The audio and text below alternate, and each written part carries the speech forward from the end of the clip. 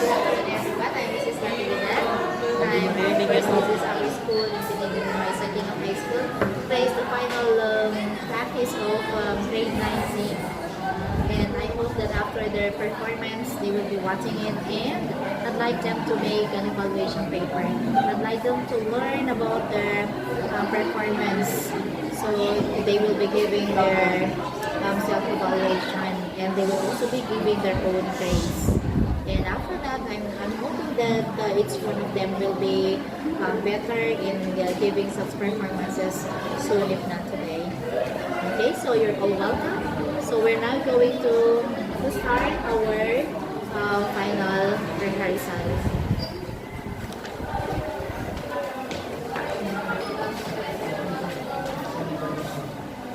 Hi, jumping super energetic afternoon to all of you. I am Timothy Jason. And I am Alice Layo. We are your masters Of ceremonies. Now signing on. So, for today's program, we're going to have a reader's theater.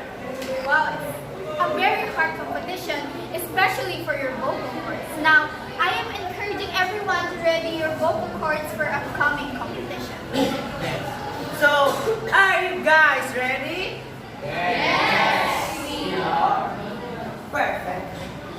Now we are calling Group 1 with the title of King of Cats by Aaron Shepard with the genre of fantasy. Let us give them a round of applause.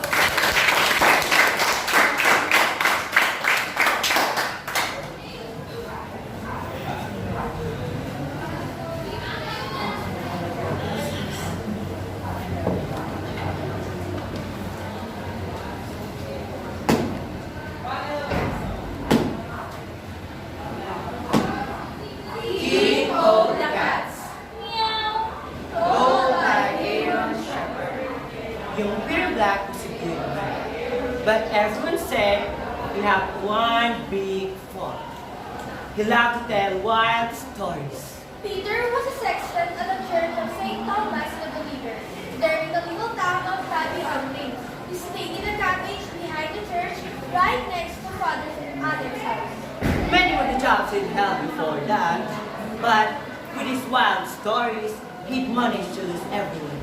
Father Adam had warned him, Peter, this is the last opportunity to get in this class. You want to get these wild stories must stop.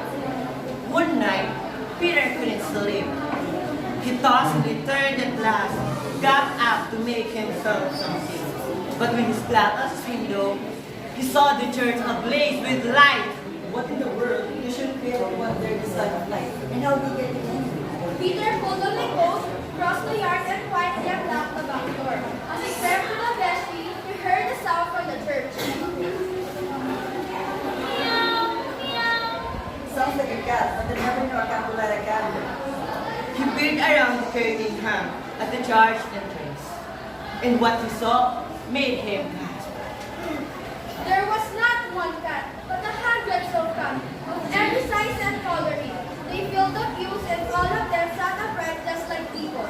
On the step to the altar, a big black cat, the biggest cat that had Peter ever seen, was kneeling with his head bowed, standing above him with paws.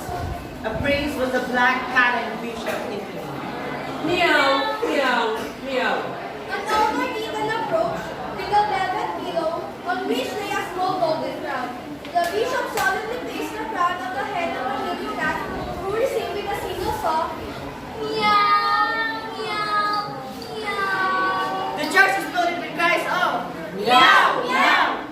Peter didn't wait to see more. He reached through the vestry and back to his cottage, where he jumped into bed and stayed trembling under the covers till morning. Bright and early, Peter was over to see Father Allen.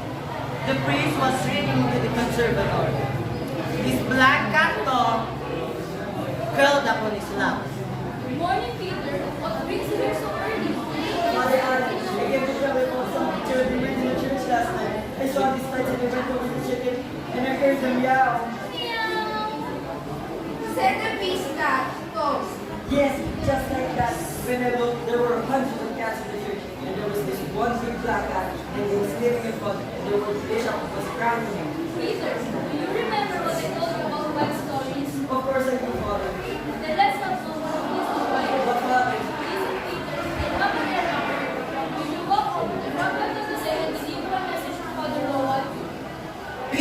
food than Peter did, but he didn't get to eat till late afternoon.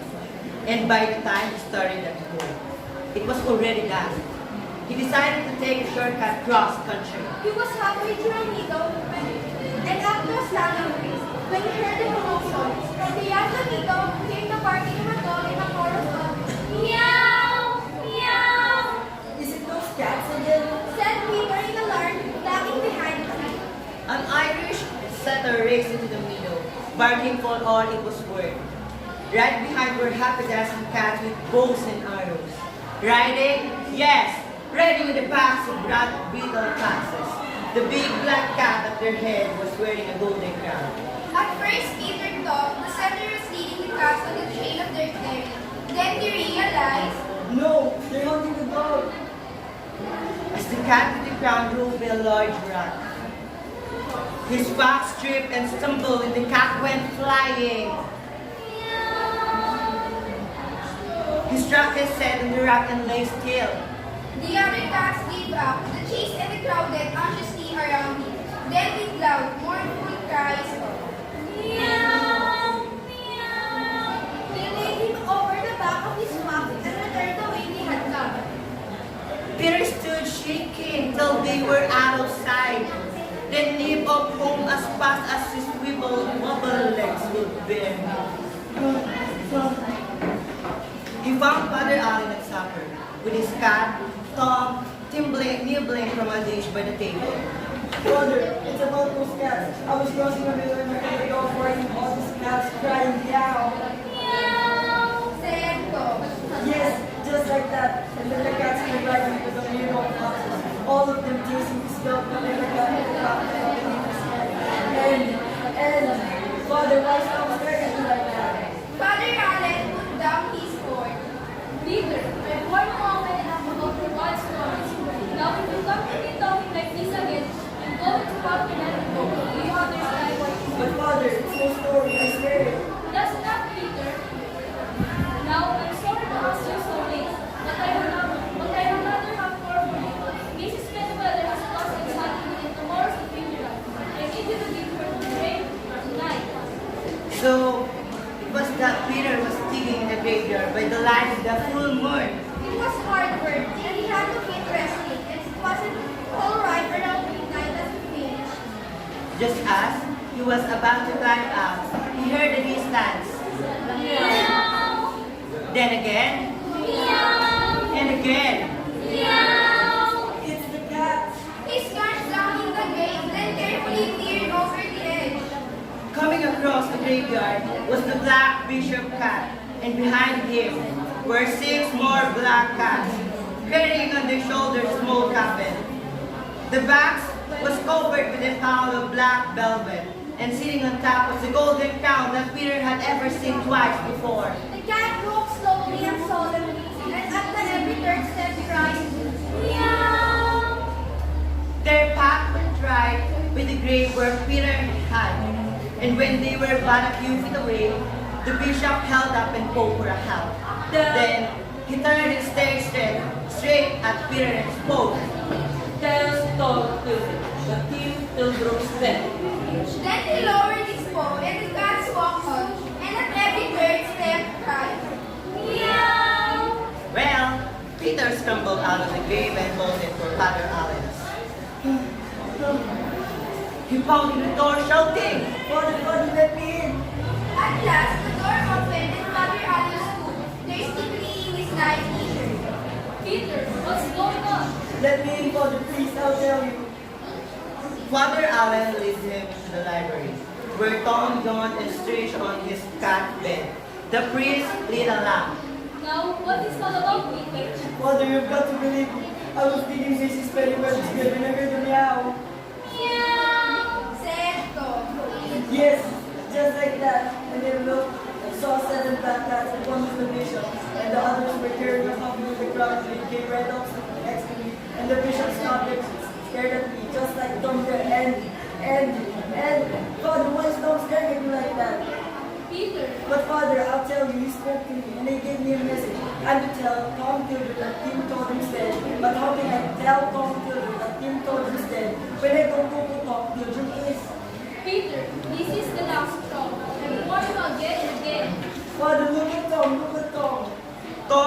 swaying, And Tom was sweating. and Tom was standing on his two hind legs. And then Tom spoke. What? Tim told you that? Then I'm the king of the cats. Tom leaped toward the fireplace, and with a single, Meow. he bounded up the chimney when it was gone. Never to be seen again. Of course, after that, there was no more talk of Peter losing his job. But as for Father Allen, Well, Father Allen was a good man, but everyone said he had one big fault. He loved to tell one story. About The king of the cats. Meow. Told by Aaron. Aaron Shepherd.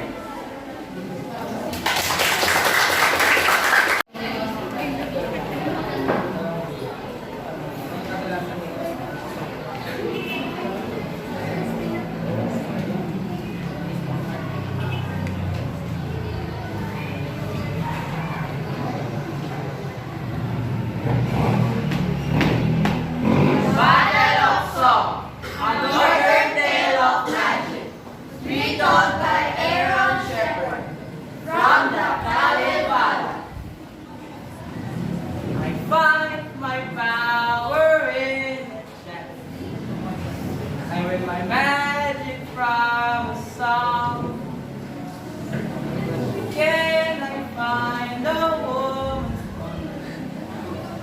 Can I win a maiden's love? This sad song sung by the merman. Old magician. Ancient sage. As his slave ran over the marsh, sped along the lake. The wind blew his beard, and summer's sun warmed him. Around the bend, another slave raced. He was picked up and trailed the young prince's friend. No time to stop, no time to turn aside. The horses burned. The slaves collided.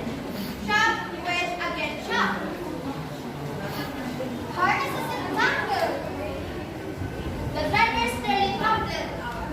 Astonished, they eyed each other and waited for words. The horses dripped sweat, bowed on the ground. Young man, Said blind man, who are you who drives so recklessly? I am Yokohama. Said they. Old man, who are you? Who got him away? I am Pinamernin. Now move your slave and let me by, for youth must give way to age. That was in time long past. Age must now make way for you. For the young know more than the old. Is this true? Say what you know, then share this great knowledge. Yes, I know a thing or two. I know the fire on the hearth and the smoke full near the ceiling. A plow in the youth, the south is pulled by horse, in the north by rain. The pike feeds the salmon and lays its eggs when frost arrives. An infant knows as much. Yet what else can you offer? Iron comes from ore, copper from the rock. Water is born from the mountains, far from heaven. The titmouse was the first bird, the willow the first of trees. A toddler has such wisdom. Can you furnish nothing better? Back in the beginning, the seas were dug out, the mountains piled high. The pillars of the sky were erected, and the rainbow rays, the sun and the moon were set on their paths, and the stars scattered in the sky. Know yourself a fool, for I dug out the seas, and I piled high the mountains. I stood among the 7 heroes who erected the pillars of the sky and raised the rainbow. And when that was done, we set the sun and the moon on their paths and scattered the stars on the skies. If my knowledge does not impress you, my sword may do better, old man. Draw your blade. My sword stays where it is. I want dirty at all. My stone. You want fight? Then I use great magic on you. I change you into a pig. I change you into a swine. After that, I strike you dead, throw you in the dunghill. Then by the merman grew angry. He began to chant. The earth shocked, The sky rumbled. Water splashed from the lake. Stones cracked. Why the mermaid chanted? And the sword of Youkahainen became lightning bolts across the sky. His crossbow turned to a rainbow over the lake. His arrows to hawk overhead. Wainamarine chanted, and the slate of Yokohainen became a log in the water. His horse turned to a boulder on the shore. His swift to a reed on the bank. Why the mermaid chanted? And the coat of Youkahainen became a cloud in the sky. His hat turned to a water leading on the lake, and his belt to a snake among the reeds. Wainamarine chanted, and Yokohainen sank in the noisy sound. Up to his waist is a swallowing earth. Reverse your words, undo your spells. I'll give you full of silver, a hat full of gold. Keep your wealth. My coffers overflow. He chanted again. And Yokohainen chanted in his chest.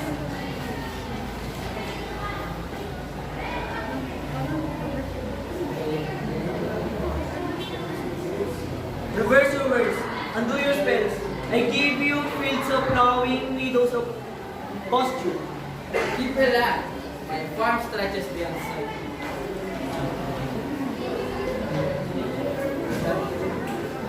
The Wainamarine chanted again. And Yokohainen sang to his chief. Reverse your words, undo your spells.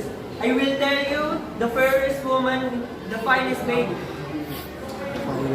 Wainamarine stopped his chant. She is lovely Eye, the maiden of North, daughter of the old Lucy. She is called a blossom sweet to smell, a fruit ripe to pluck. Her fame spreads far. The suitors gather, but no proposal has she smiled. The suitor grieving the nurse. And Wainamarine chanted again. He reversed his words and did his best. Youkahainen rose from the marshy ground, up from the swallowing. The cloud became again to his coat. The water lily turned back to her hat and snake to a belt. The log became again his The boulder turned back to a horse, the reed to a reed. The lightning became again his sword. The rainbow turned back to a crossbow, the hawks to arrows. The young man went fishing. The old man raced for his food.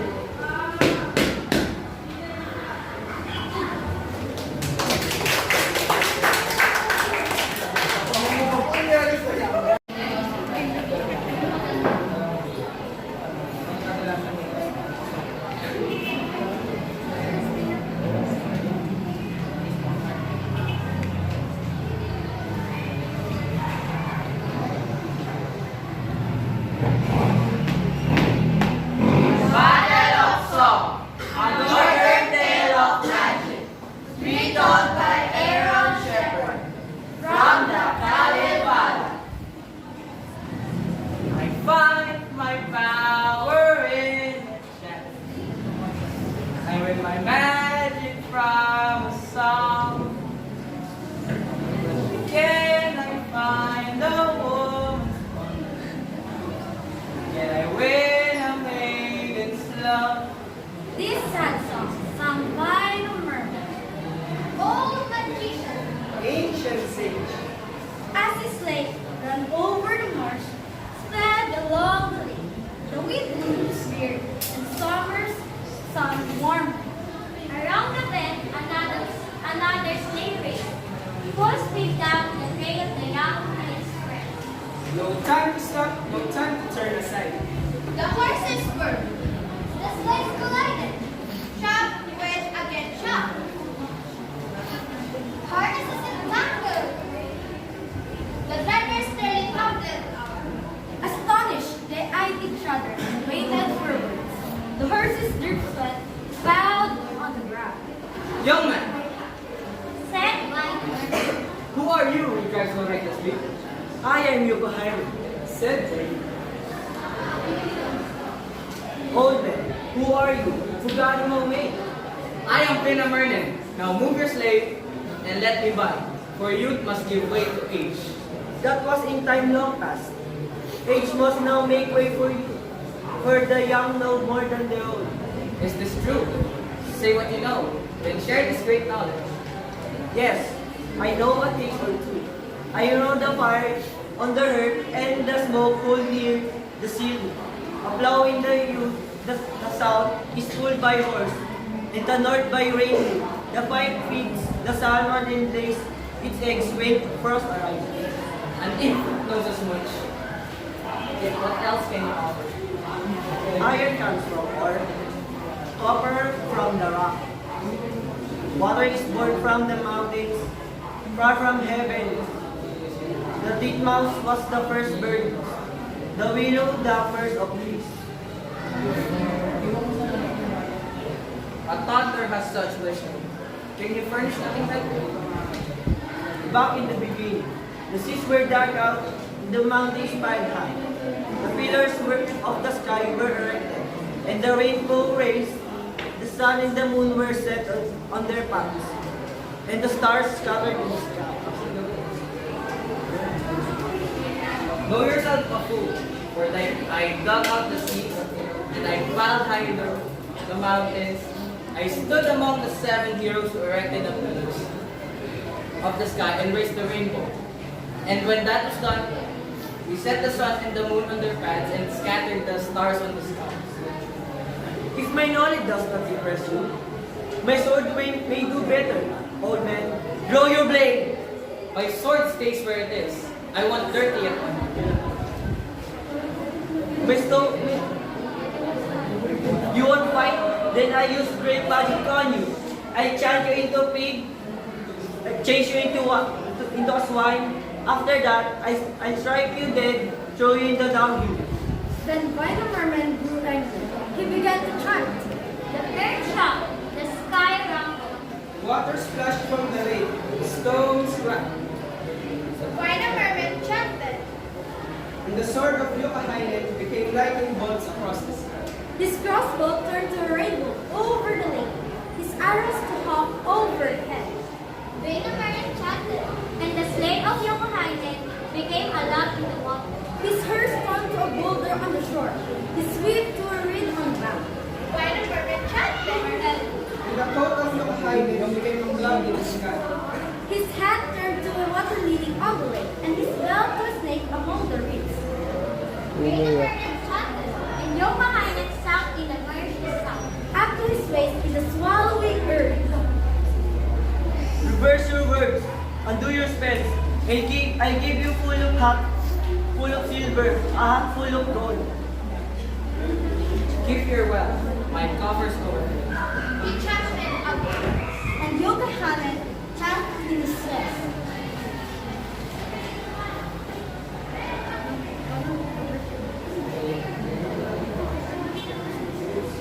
Reverse your words, undo your spells. I give you fields of plowing, meadows of pasture. Keep your land. My farm stretches beyond sight.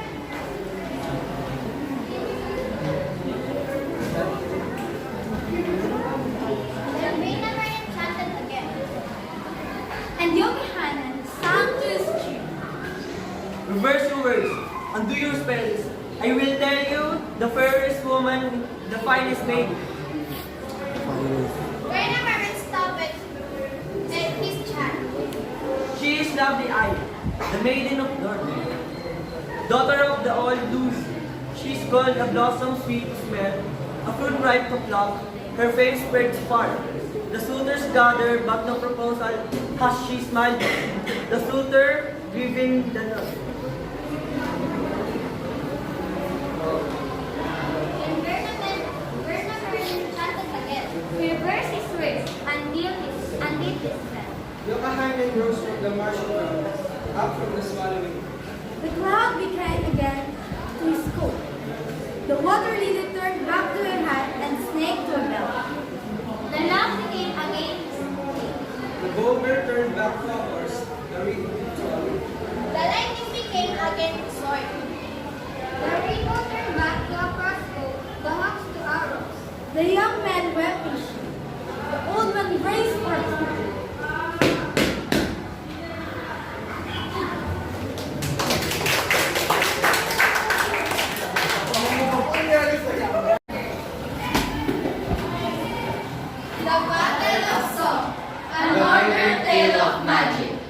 told by Aaron Shepherd from the Alala.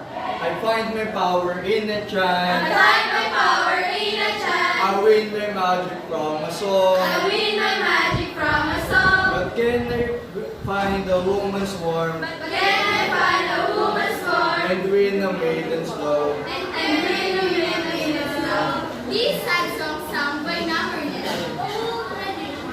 Ain't and sage. As his sleigh ran over the marsh, sped along the lake. The wind blew his beard. The summer sun warmed him. Around the bend, another sleigh raced. Full speed down the trail, the young man pressed. No time to stop. No time to turn aside. The horses swerved. The sleighs collided. Shaft wedged against shaft. The harnesses entangled. The drivers nearly tumbled down. Astonished, they eyed each other, waited for words. The horses then swept round and round. Young man, Said by Namarnet. who are you who drive so recklessly? Ha! I am your Kahainen. Said the youth. Old man, who are you guarding my way? I am Vainamernen. Now move your sleigh and let me by, for youth must ever give way to age. That was in a time long past. Age must now make way for you. For young, no more than the old. Is this true? Say what you know then. Share this great knowledge. Ha! Yes, I know a thing or two. I know the fires on the earth. The smoke in the ceiling. A blow in the south is pulled by horse, and in the north by reindeer. A fight feeds on salmon, and lays egg when crows rides. An infant knows as much. What else can you offer? Iron comes from ore, copper from the rock. Water is born from the mountains, and fire from the heavens. The thick mouse was the first of the bird, and the willow was the first of the trees. A toddler has such wisdom. Can you furnish nothing better? Back in the beginning, the seas were dug out, and the mountains piled high. The pillars in the sky were erected, and the rainbow raised. The sun and the moon was set on their paths, and the stars scattered in the sky. Know yourself a fool, for I dug out the seas, and I piled them out in the sky. And I stood among the 7 heroes who erected the pillars, and raised the rainbows. And when that was done, we set the sun and moon on their paths, and scattered the stars in the heavens. Ha! If my knowledge does not impress you, my sword do better! Old man, draw your blade! My sword stays where it is. I will not dirty it on you. Ha! You want fight? Then I'll use great magic on you. I'll turn you to a pig, change you to a swine. After that, I'll strike you dead, throw you to a dunghill. Then by Namarnet blew a dream. He began to chant. The earth shook, the sky rumbled. Water splashed from the lake. The stones cracked. By Namarnet enchanted.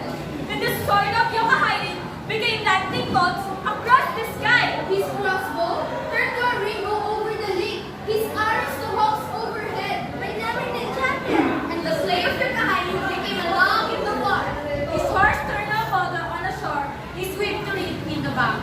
By Namarnet enchanted. And the coat of Yokahainen became a cloud in the sky.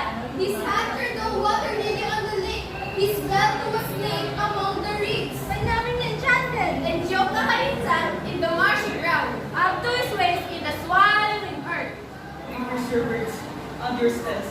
I will give you a helmet full of gold, a hat full of silver. Keep your wealth. My coffers overflow. He chanted again. And Yokahainen sank to his chest. Fingers your words, under your steps. I will give you fields for plowing, meadow for pastures. Keep your land. My farm stretches beyond sight. He chanted again, and the Yokahainen sank to his chin. Reverse your words, under your steps. I will tell you the fairest woman, a finest maiden.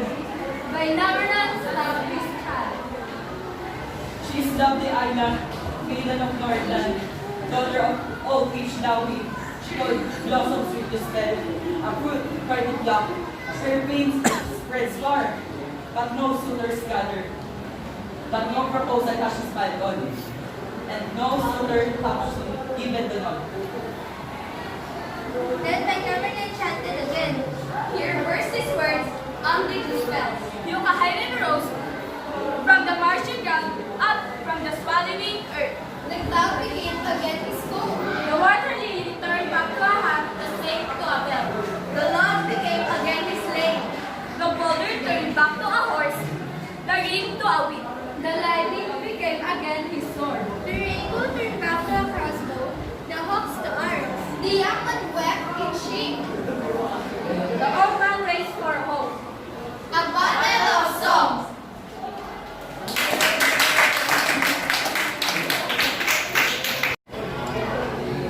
Lisa and the Lost Letter by Bruce Lansing.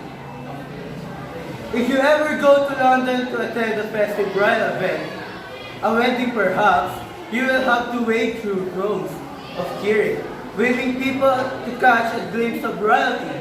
But it's not like that when the royal family is staying in the Balmoral Castle. Their summer palace nestled in the rolling green hills of our Scottish countryside. There you'll often see them riding through town in a horse-drawn carriage surrounded by guards, clad in bright red and black. Every Saturday morning at 9 o'clock, the royal family rides past Lisa Living's house. And Lisa is always waiting on the sidewalk in front of her house, waving a little British flag. A one girl were coming to meet the first time Lisa ever saw the royal carriage. Princess Margaret waved at her. Since then, Lisa had come out to watch the royal family ride by every summer, Sunday, rain or shine. One Sunday morning in June, as the royal carriage rolled towards her, Lisa noticed that Mrs. Margaret was reading a letter. Suddenly, the letter flew out of the princess and into the air. The carriage jerked to a stop. The guards dismounted and began searching for space. Lisa watched the wind blow the letter into a small bundle. She noticed how anxious the princess looked. But the queen seemed impatient. She spoke to the driver, and just as suddenly as the procession had stopped, the guards, mounted, and carriage resumed moving down the street. Lisa waited until the carriage and guards were out of sight. Curious, she walked the cobblestone straight to where she had seen the carriage stop. No one else was out on the street, yet most people were still eating breakfast or dressing for church. Lisa walked up the alley where she had seen the letter. There, behind the trash barrel, was a handwritten letter on fine stationery, imprinted with a seal of the King of France. As she glanced briefly at the letter, Lisa continued that it was written and read. Lisa folded the letter carefully and put it on her pocket. She tried to stay calm as she strolled back to her house. Lisa didn't tell a soul about what she had found. All through breakfast, she wondered what to do. If she were the princess, she would want the letter back, unread, and the entire matter kept in the strictest confidence. At church that day, a sermon on the Golden Rule strengthened Lisa's resolve to return the letter as soon as possible. Once the service was over, Lisa told her parents that she wanted to take a walk and set off at a brisk pace for the summer palace, which was about a mile from church. The gate to the palace was guarded by a gatekeeper who was wearing a tall, bushy black hat and standing still as a statue. Excuse me, Said Lisa. but I must see Princess Margaret. Here, may I see your pass? Inquired the guard briskly. I didn't have a pass. Answered Lisa. I'm sorry, no one can get through the gate without a pass. Responded the guard without moving a single body part other than his jaw. But you don't understand. Insisted Lisa. I found something that belongs to the princess. I'm sure she'll like that. And no doubt, you'll be wanting a reward for your service. No, I just wanted to get to the princess what is hers. In that case, you'll have to have a pass. He said, avoiding her glance. But how can I ever get a pass? Asked Lisa, who was growing frustrated by the delay. I'll be happy to arrange it for you just half of the reward. He answered. Puzzled, Lisa asked. Are you serious? Without even looking at Lisa, the gatekeeper simply said, "Good day." Lisa did not move. She was arranged by the gatekeeper's grin. But the thought of a reward had not even occurred to her. So she reconsidered and said, Perhaps I will give you a handsome reward. for the first time the gatekeeper smiled. He took a piece of paper out of his pocket and signed it. Here, he said as he opened the gate for Lisa and let her in. Now, remember this. Pass will cost you half of the reward. How can I ever forget your language? Lisa responded sarcastically. Another guard escorted Lisa to the foyer, where the appointment secretary, who was seated at the ornate wooden desk, was idly turning the page of huge appointment book. Who is this urchin? The secretary called out scornfully to the guard. Just another beggar looking for a royal reward. Answer the guard! She claims she is returned to the princess. I'm sorry, but Her Majesty calendar is completely full for weeks. She has no time to meet with you. But if you'll just give whatever is to me, I'll see that it's returned to the princess. Lisa shook her head. You don't understand. This is a personal matter. I must return it to the princess myself. In that case, come back in September, and I'll see what I can do. Good day. That's ridiculous. Protested Lisa. The royal family will have moved back to the Birmingham Palace by then. Lisa did not move. She stared into the eyes of appointment secretary, so she would know she was serious. Why don't you ask Mrs. Margaret if she's lost something? I think you'll find that she will want some immediately.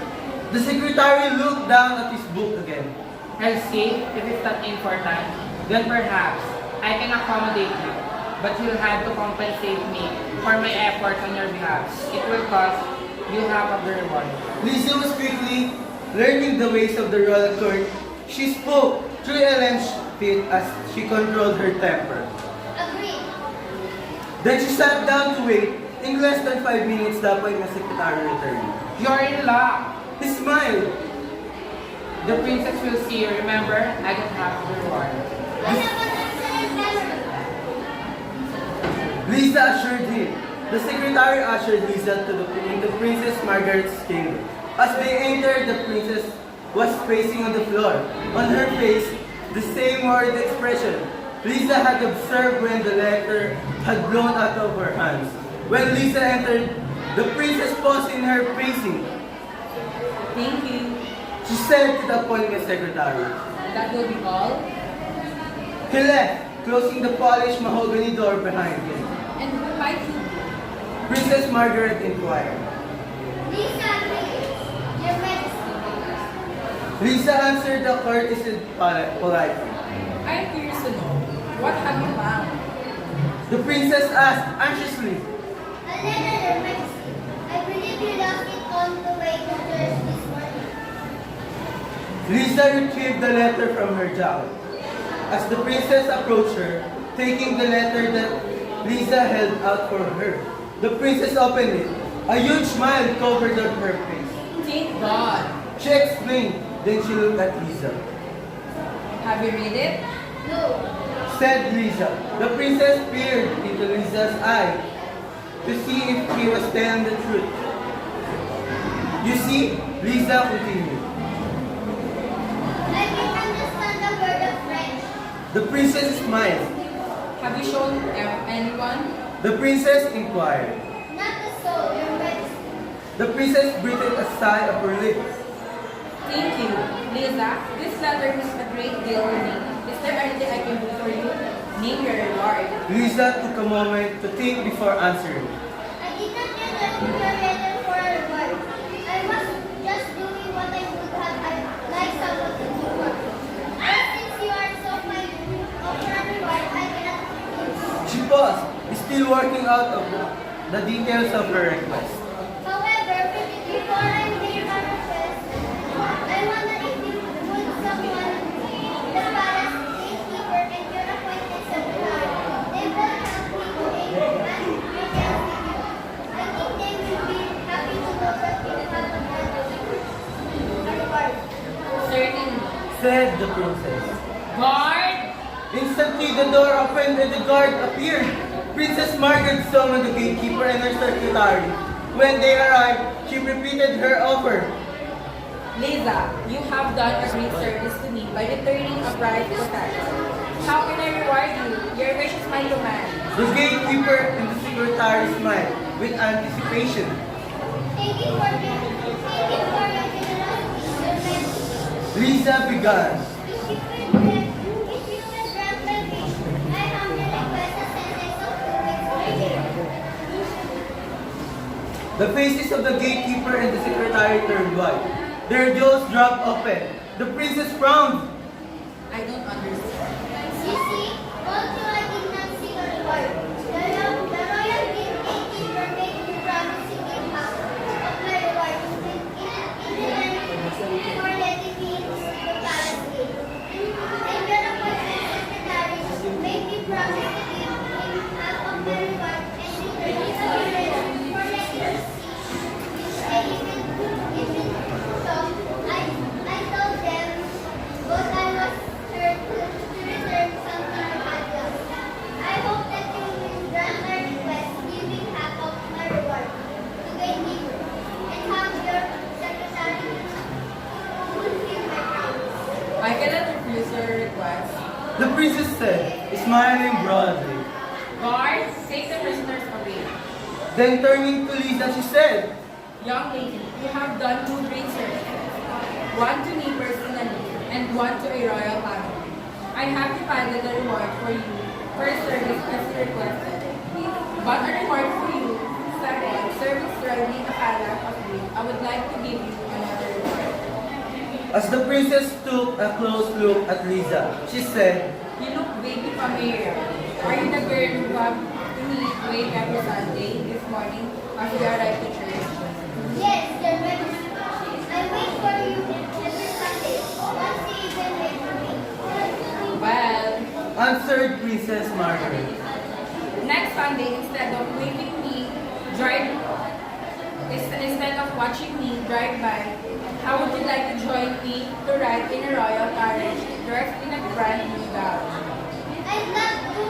Gasped Lisa, if you had been on Drury Lane the next Sunday morning at 9 o'clock, you would have seen Lisa, dressed in a beautiful lavender sweater, given to her by the Princess Margaret, sitting next to the princess in the royal carriage, waving happily to a huge crowd of friends and family, who had, for the first time anyone can remember, gotten up early on a Sunday morning to cheer Lisa and the royal family as they drawn to by on the way to the church. Leave.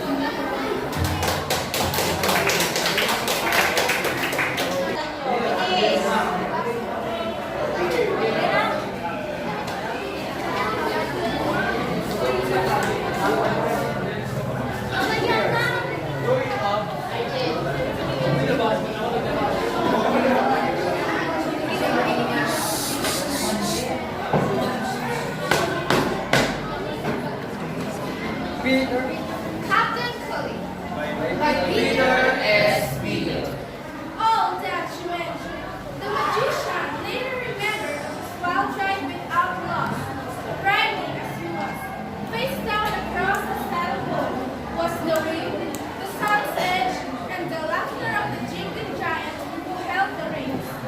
Bushes and branches raked his face, and owls hooded his ears.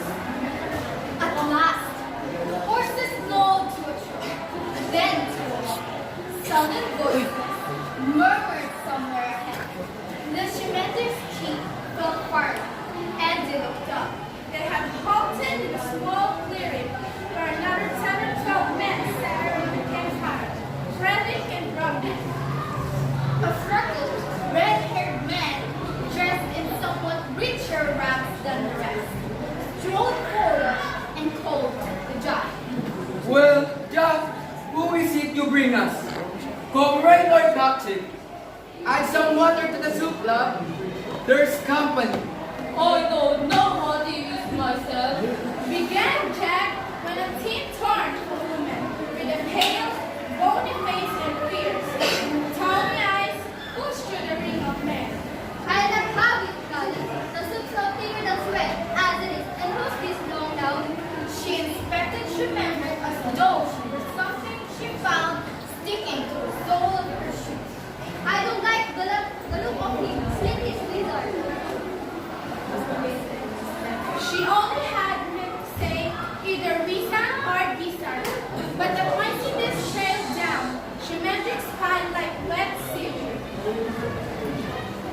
Rid of Jack Jimmy's horse. Roll it slow with both hands until it flowed deeply. When are you? Truly the Captain Coley of Greenwood, boldest of the bold and freest of the free. A few of the outlaws snickered, and a woman roared. I knew it, got it, Tony, from gills to gills, before he touched it the way the last one did. That am I. He who hangs me for my head shall find a fearful foe. But he who sees me as a friend may find me from friend now. How do you come here, sir? On my stomach, and unintentionally, but in friendship nonetheless. Though your layman doubts it.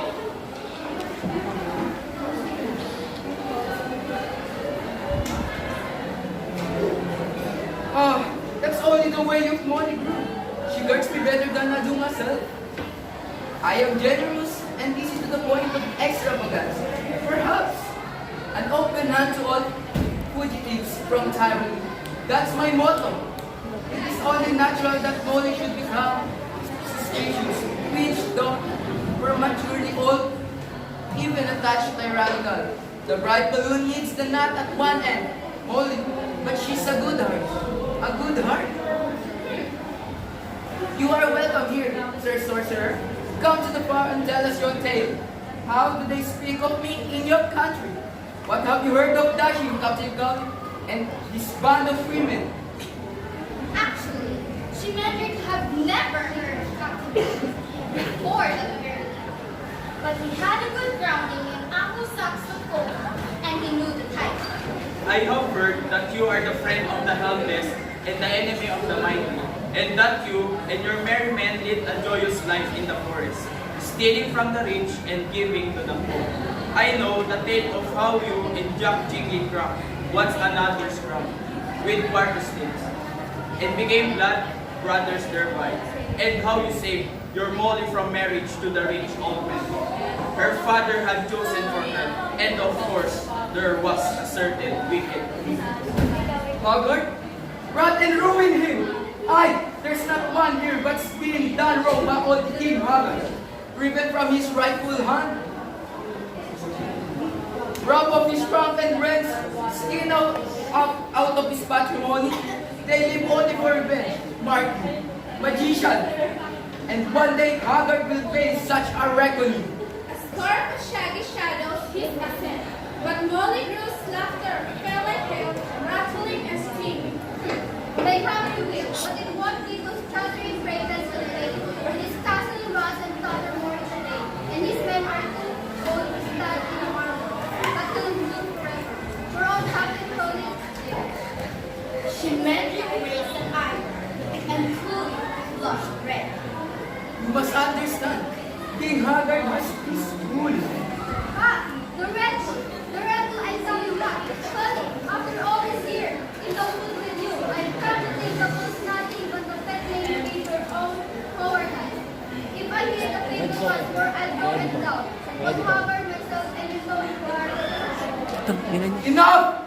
Not before strangers! He tugged at his sword, and Molly opened her arms to him. Still laughing around the fire, greasy hands striggled down her pillows, and long clothes seemed to string to themselves. She Medrick spoke up. Seeking to salvage, bullies seeking vanity. They recite a ballad of you in my country. I forget just how it goes. Which one? I don't know. Is there more than one? Indeed. Willie Gentle, where is the lad? A skinny, lank-haired youth shambled up. Recite one of my exploits for the gentleman. Tell the one about how you joined my band. I've not heard it since Tuesday last. Was Captain Cooley came riding home after slaying of the king's gate here. With whom should he spy but a fair young man? Come grouping or the room. What news, my pretty young man? What else yet that yes I forgive? Is it those pearly hair? Or are ye but scabbard to you? I am not scabbard, whatever that is. And my grief is as well as a grief may be. But I lose life for my lady fair, whom my three brothers have taken from me. I am the captain queen of the I do rescue my lady bear, what service will you render me? If you do rescue my lady bear, I'll break her nose to see your own results. But she wore an emerald on her throat, which my three brothers all took. Then the captain has got a three gold thieves, and his lady sword to shiver and sing. Ye reject the last but I love the stone, for each paid for the crown of my royalty. Then it signal brought the three swords out, and its three swords bristling like the teeth. By the weight of my body, says Captain Cooley, you now saw love, murder, and Captain Cooley wrapped in horn and hard three words with his forearm for the remaining 7 stars. But through his lead all the goose to mock his story and the rest is men. At last, the ballad ended. Very nice. Wonderful. Good, Willie. Good boy. Now recite the others. I said that there were several ballads about. There are 31 to be exact. Though none are in the child collection. Just at present. You wouldn't be Mr. Child himself, would you? He often goes singing ballads, so I've heard disguised as a playman. No, I'm very sorry. Really. Doesn't matter. One always hopes, of course, even now, to be collected, to be verified, and annotated from variety first, even to have one's authenticity. Well, never mind. Recite the other ballads, Billy Lad. You never practice. One day, when you feel recorded. The outlaws grumbled. Kicking at stones, a voice called from the same shadow. Now, Willie, tell us a true ballad. Tell us one about Robin Hood. Who said that? Cooley's loose sword flapping as he turned from side to side. His face suddenly seemed as clear and weary as the use of lemon drop. I did. The men are bored with the ballad of the people. Captain, darling, even if you did right about yourself. Molly! You can still be folk ballads, can't they? Mr. Child, after all. I'm not Mr. Child. Really, I'm not. I mean, get the epic events to the people. They get everything wrong. An aging robe in tattered velvet slapped forward.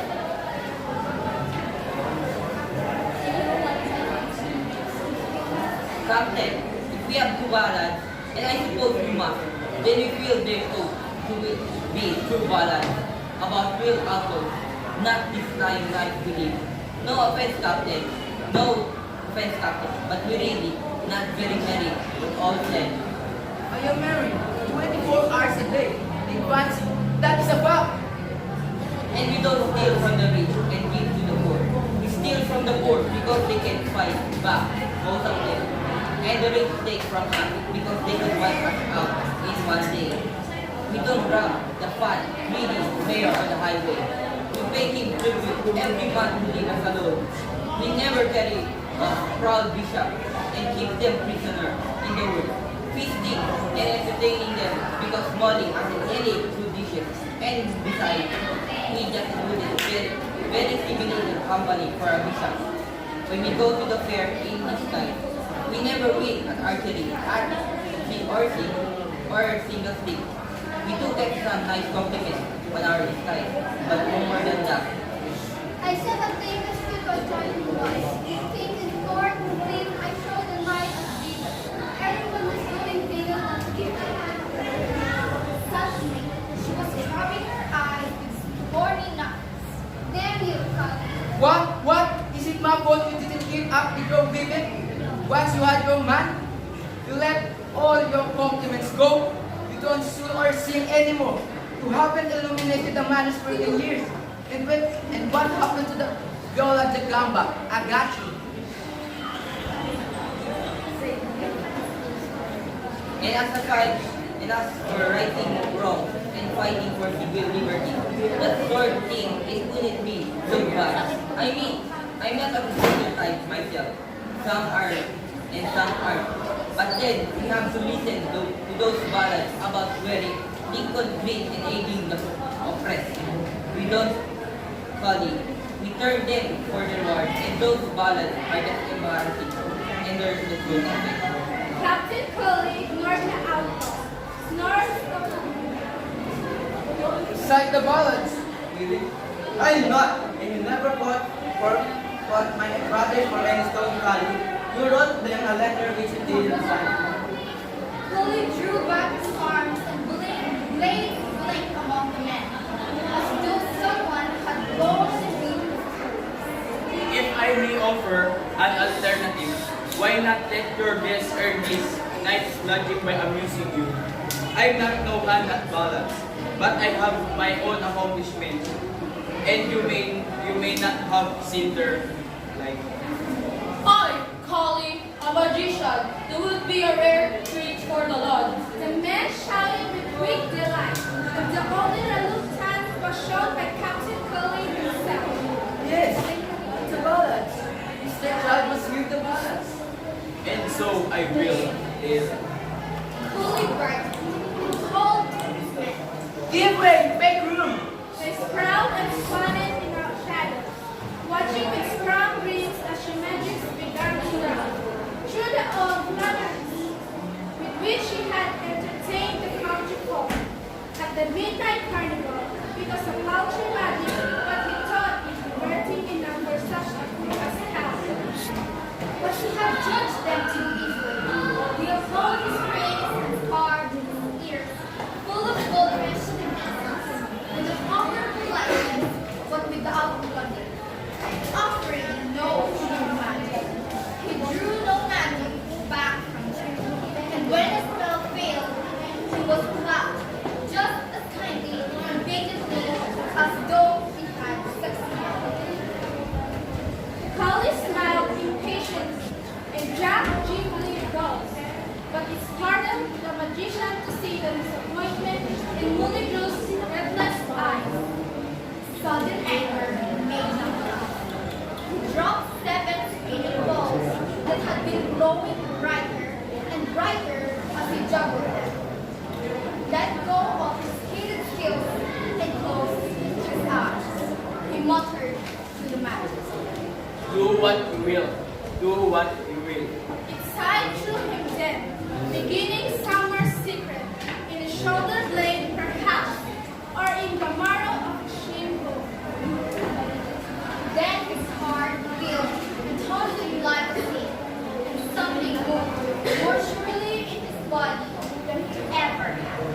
It spoke with his voice, commanding. Legends old never done. Shadows wait before the sun.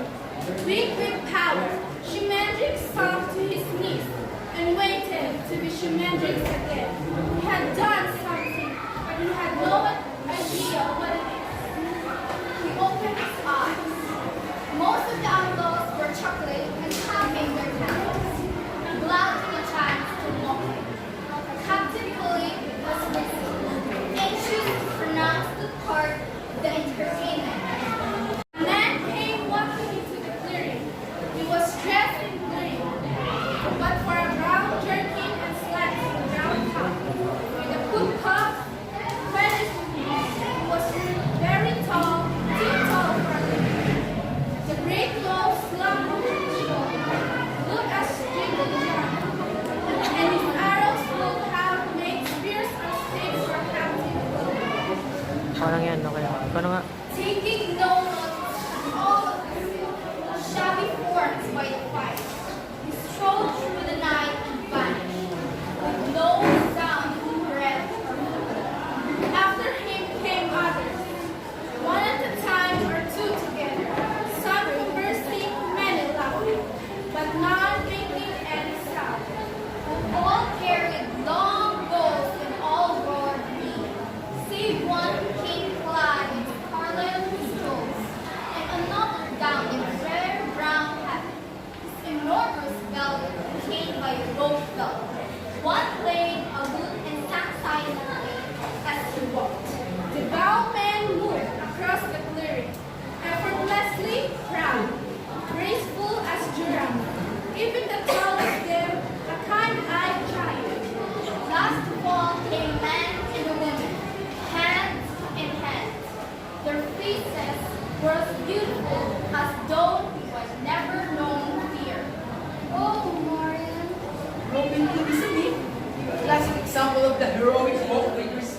size out the meat. Men have to have heroes, but no man can never be as big as the need. And so a legend grows around the grave of truth, like a pearl. Not that this is remarkable trick, of course. Oh, that the last two fingers had passed and deep fancy cried out. Robin, sir, wait for me. And for me, Robin, Marian, wait. The man and the woman had passed from sight, but every man pulled his band, save only young Julie and the captain himself, rose and ran off the superior's end, shivering and trembling one another. Then went rushing into the woods after the shining archers. Fools, and children! It was alive, like all magic. There is no such person as Robin Hood. Nay, Golly, there's no such person as you or me or anyone. Nobody married archers, and we are the Wait! She ran like the others, leaving the captain Chloe and Jack Gingrey to stand in the trampled firelight and listen to the musician's soft laughing.